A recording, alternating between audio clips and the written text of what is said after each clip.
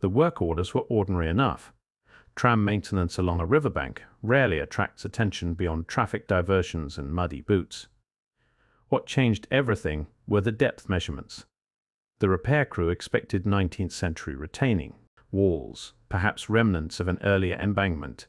Instead, their drills struck dressed stone far below the documented foundation line, granite blocks locked together in arches that did not belong to any bridge listed in municipal registries. From the 1870s, I began with dates and coordinates, not speculation.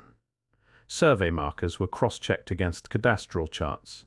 Stress calculations were pulled from modern engineering software and compared to 19th century load standards.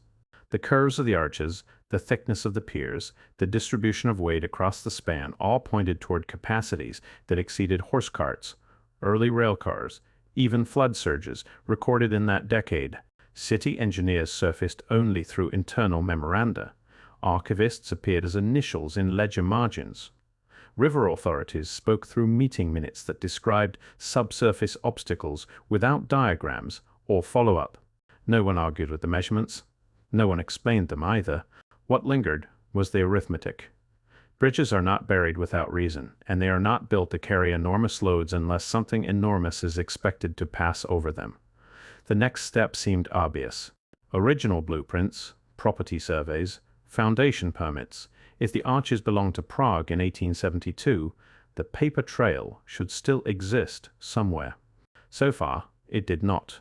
The first registers came from municipal storage, pages stiff with age, ink fading unevenly where damp air had once crept through stone walls. Cadastral overlays were laid on top of river charts. Foundation permits cross-referenced with waterway.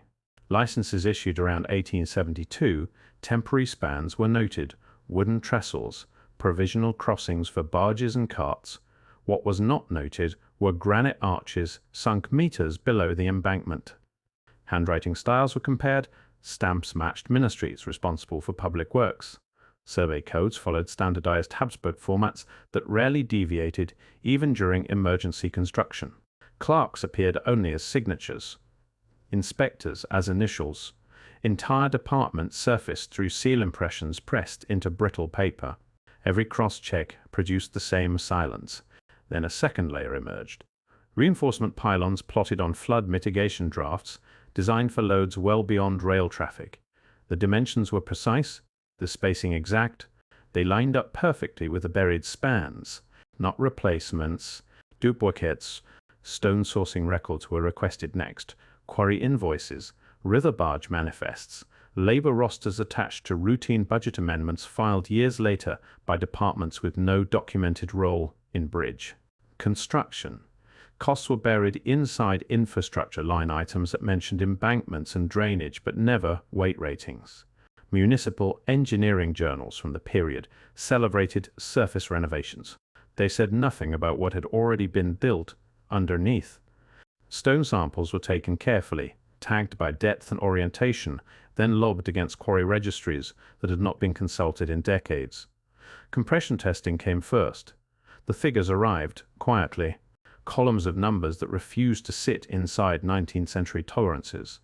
Microfracture scans followed, revealing stress histories inconsistent with light traffic or seasonal flooding. Mineral signatures pointed outward, away from nearby sources, toward alpine deposits that would have required complex logistics to transport downriver. Geologists appeared only through margin notes, material specialists through annexed charts. Railway auditors surfaced as stamped approvals on freight tallies that did not mention bridges at all. The calculations shifted something fundamental. These arches were not overbuilt for safety. They were designed for forces that Prague, on paper, was not meant to handle. Then sonar surveys widened the field. Downstream anomalies appeared in shadowed profiles, beneath silted channels, repeating fault patterns at intervals that mirrored the first site. River engineering programs from the period were re-examined, restructuring phases, emergency dredging budgets, flood mitigation initiatives listed briefly in parliamentary minutes before disappearing into defunded appendices signed by transport committees and water authorities. What emerged was not a single anomaly. It was the outline of a network. Flood registers from the 1840s onward formed a second ledger beneath the first. Columns of water levels, paired with terse annotations about embankment failures and emergency dredging. Seasonal storms were blamed, snowmelt surges, routine river behavior. What drew attention instead were the earthworks that followed each event. Thousands of cubic meters removed. Temporary rail spurs laid toward dumping grounds outside the city. Labor battalions contracted for months at a time, then dismissed once the riverbanks were reshaped. Archivists surfaced through accession numbers stamped on brittle folders. Military engineers appeared as procurement recipients rather than designers. Sanitation boards emerged only through invoices for soil transport and lime. Stabilization. Sediment profiles taken near the newly discovered arches told a quieter story. Layer after layer settled to almost the same depth as the concealed stone, as though excavation and burial had advanced together rather than sequentially. The pattern widened when other cities were added to the ledger: Vienna, Hamburg, Milan, Budapest. 19th century rebuilding programs raised streets, sealed lower floors, rerouted canals, and replaced bridges whose foundations were never publicly recalculated. Municipal journals celebrated modernization. Engineering societies published surface diagrams. What remained unexamined were the corridors underneath. Masonry tunnels, buried vaults, reinforced piers sealed beneath later concrete. The earth had been moved repeatedly, and not only in Prague. Survey reports from outside Prague began arriving in fragments rather than packages. Sonar traces from canal authorities along the Danube. Borehole logs filed during bridge retrofits in northern Italy. Riverbed scans taken during port expansions in Germany and Hungary. Each was routine in isolation, performed decades apart for unrelated civil works. Laid together, they started to form something else. Vaulted cavities appeared at consistent depths. Reinforced arches surfaced beneath 19th century embankments that official histories treated as fresh construction.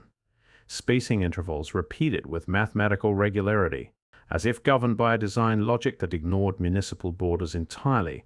Load vectors, reconstructed from surviving masonry, angled toward freight gradients rather than passenger routes, calibrated for stresses that exceeded any commercial traffic, recorded in shipping registries of the era. Port authorities emerged only through quarterly summaries. Canal commissions surfaced as approving signatures beneath dredging authorizations. Wartime ministries flickered briefly in requisition indexes that redirected stone, steel, and labor without specifying final destinations. The same phrasing recurred across languages and bureaucracies. Temporary stabilization, emergency reinforcement, deferred dismantling. Yet the structures endured.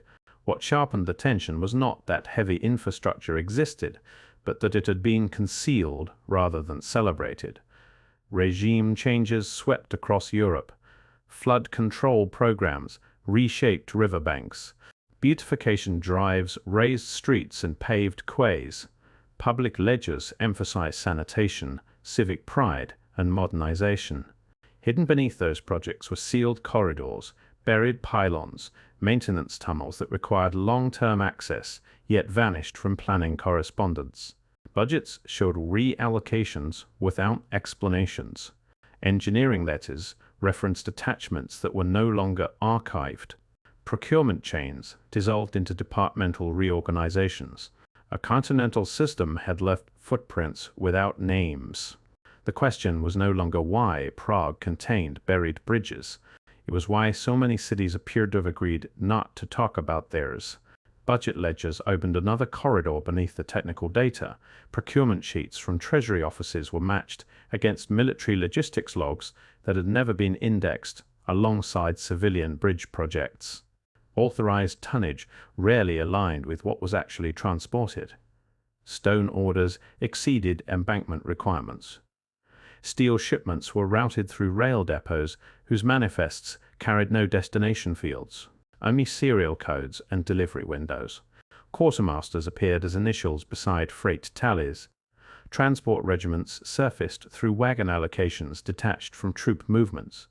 Treasury clerks left signatures beneath hydraulic equipment purchases that did not correspond to any publicly recorded flood works. The dates unsettled the pattern further. Spending spiked during years officially classified as stable. No mobilization, no declared emergencies, yet reinforcement materials flowed in quantities usually reserved for fortification programs or harbor expansions. Later demolition records complicated matters again. Surface spans were dismantled and reused in redevelopment drives, celebrated in municipal bulletins. Below them, the deeper supports were left intact.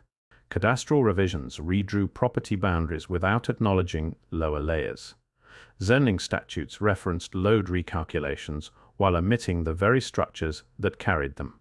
Parliamentary annexes summarized river safety upgrades but excised subterranean diagrams entirely. Across administrative transitions, ownership transfers, and political upheavals, the buried arches endured. What changed were the documents. Authorities shifted, ministries dissolved, councils reorganized. The foundations remained. Continuity seemed to run deeper than governments, and it was not recorded where citizens could find it. Records from beyond Bohemia complicated the picture rather than clarifying it. Engineering digests from river authorities in the east described vaulted stonework discovered beneath rebuilt quays. Citadel retrofits referenced reinforcement piers whose depths exceeded any surface span erected above them. Reconstruction programs from the mid-19th century repeated the same vocabulary. Stabilization, modernization, flood resilience. Dimensions were compared carefully: curvature radii, pier spacing, load distribution, angles. They aligned too often to be dismissed as coincidence.